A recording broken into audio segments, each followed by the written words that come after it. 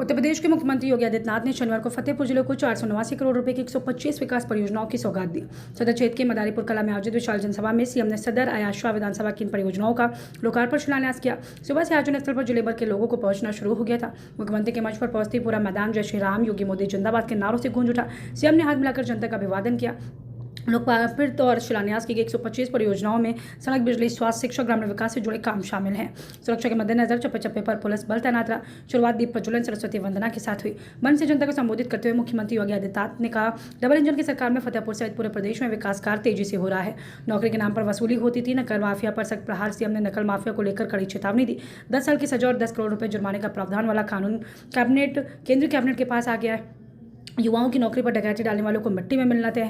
उन्होंने कहा, पहले के समय में फतेहपुर में विकास के नाम पर कुछ नहीं हुआ। समर्थकों ने लगातार भारतीय जनता पार्टी और जिंदाबाद के नारे लगाए। इस बीच एक दुखद खबर सामने आई, जहां मुख्यमंत्री के आगमन से पहले ड्यूटी के दौरान एक सिपाही सड़क हादसे में शहीद हो गया। प्रशासन ने शोक व्यक्त करते हुए शहीद के परिजनों को हर संभव मदद का भरोसा दिलाया। समारोह में स्थानीय जनप्रतिनिधियों, पार्टी पदाधिकारियों, हजारों की संख्या में आम लोग मौजूद रहे। सीएम के इस दौरे को फतेहपुर के विकास की दिशा में बड़ा कदम माना जा रहा है।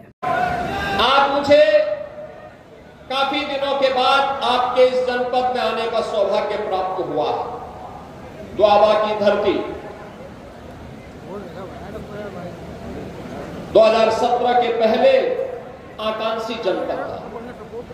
आकांक्षी जनपद का मतलब शिक्षा, स्वास्थ्य, कृषि विकास, रोजगार, औद्योगिक विकास और अन्य इंफ्रास्ट्रक्चर डेवलपमेंट में जो पैरामीटर देश के अंदर तय किए गए थे, उनमें सबसे पिछड़े हुए जनपदों में फतेहपुर की गिनती होती थी। सबसे पिछड़े जनपदों में इस जनपद की गिनती होती थी। बहन और भाइयों, विकास उसका नाम यहां से कोसों दूर था।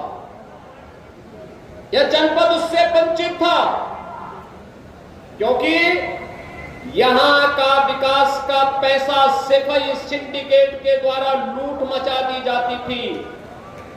सिपाही सिंडिकेट के डकैती का अड्डा बन गया था फतेहपुर। फतेहपुर की योजनाओं को वहां पर सफाई के अंदर नाच गानों में खर्च कर दिया जाता था। उनके विदेश दौरे पे खर्च कर दिया जाता था। तब न सड़क थी, तब न बिजली थी, तब न मेडिकल कॉलेज था, और औद्योगिक निवेश की बात ही क्यों करनी है। उस प्रकार का वातावरण ही नहीं था। बड़े अजीब सी स्थिति थी। कानपुर का औद्योगिक क्षेत्र एक ओर, प्रयागराज का औद्योगिक क्षेत्र दूसरी ओर, एक और मां गंगा, एक और मां यमुना। लेकिन फतेहपुर पिछड़ा जनपद था। विकास के पायदान पर पीछे, न विकास की सड़कें थी, न स्वास्थ्य की सुविधाएं थी, न औद्योगिक निवेश था, और नौजवानों के सामने पहचान का संकट। नौजवान की नौकरी पे इस सिपाही सिंडिकेट डकैती डालता था। एक नौकरी निकलती थी, उस नौकरी के लिए चाचा भतीजे की जोड़ी वसूली करने के लिए निकल पड़ती थी। याद करिए, 2012 से लेकर के 2017 के बीच में जितनी भर्तियां निकली सब विवादित हुई। कहीं भी मेरिट का ख्याल नहीं रखा गया। कहीं भी योग्य लोगों को नौकरी नहीं मिली। 2017 के बाद प्रधानमंत्री मोदी जी के नेतृत्व में जो परिवर्तन हुआ, आज वो आप सबके सामने है। अकेले यूपी में हम लोगों ने पिछले 9 वर्ष में 9 लाख से अधिक यूपी के नौजवानों को सरकारी नौकरी यूपी राज्य सरकार के भी उपलब्ध करवाई। प्रतिबद्धता, निजी नलकूप को हमने फ्री करवाया। अन्नदाता किसान को फ्री में हम इसकी सुविधा का लाभ देंगे। और बहनों और भाइयों, फ्री में जल की उपलब्धता, उनके बिजली बिल 3000 करोड़ रुपए का सालाना आता था। हमने कहा किसान नहीं देगा, ये हम लोग देंगे। आज हम उनके किसानों की निजी ट्यूबवेल के भी बिजली बिल का भुगतान उत्तर प्रदेश सरकार कर रही है। बहनों और भाइयों, अच्छी सरकार आती है तो बिना भेदभाव की योजनाओं का लाभ आपको उपलब्ध करवाती है, और अच्छी सरकार आती है बिना भेदभाव के विकास की योजनाओं को आगे बढ़ाती है। जो बात यहाँ पे विकास गुप्ता जी कह रहे थे, जो बात यहाँ पे कृष्णा पासवान जी कह रही थी, जो बात यहाँ पे साध्वी निरंजन ज्योति जी कह रही थी, और जो कार्य यहाँ पे हमारे विधायकगण श्री राजेंद्र पटेल जी, श्री जैकी जी, इनके द्वारा कराया जा रहा है, ये इसलिए क्योंकि इनके द्वारा पैरवी होती है। ये लोग जब फतेहपुर में रहते हैं तो अपने क्षेत्र में जनता के विकास के कार्यों के लिए लगातार प्रयास करते हैं, विकास की योजनाओं को, गरीब कल्याणकारी योजनाओं को उन तक पहुंचाने का काम करते हैं। लेकिन जब यहां से लखनऊ आते हैं तो लखनऊ में लगातार अपने क्षेत्र की पैरवी करते हैं, फतेहपुर के विकास के कार्यों को आगे बढ़ाने का काम करते हैं। ये प्रयास का परिणाम है। और अभी तो ये दो विधानसभाओं के लिए हम लोग यहां पर आज आए हैं।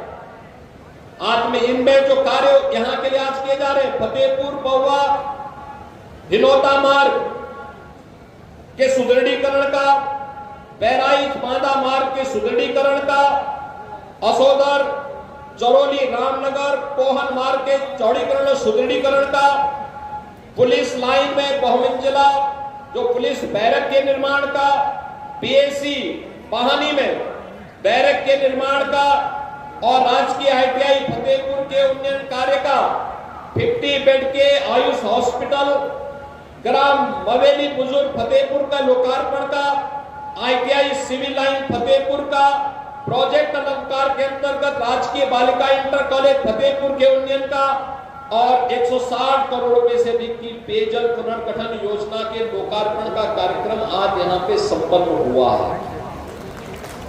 बहनों और भाइयों, इसके साथ ही शिलान्यास जो हो रहा है, मनावा सरकंटी मार्ग के चौड़ीकरण, शंकरपुरवा सतखरा गडरियन डेरा पंदवा मार्ग के चौड़ीकरण सुदृढ़ीकरण का, आपके यहां पर मेडिकल कॉलेज तो दिया ही गया है, अब यहां पे नर्सिंग कॉलेज के और उसके हॉस्टल के निर्माण के शिलान्यास का भी काम हो रहा है। नर्सिंग कॉलेज का मतलब जो बेटी बीएससी नर्सिंग कर लेगी, ये मान के चलिए 100% उसकी जॉब लगने लगती है।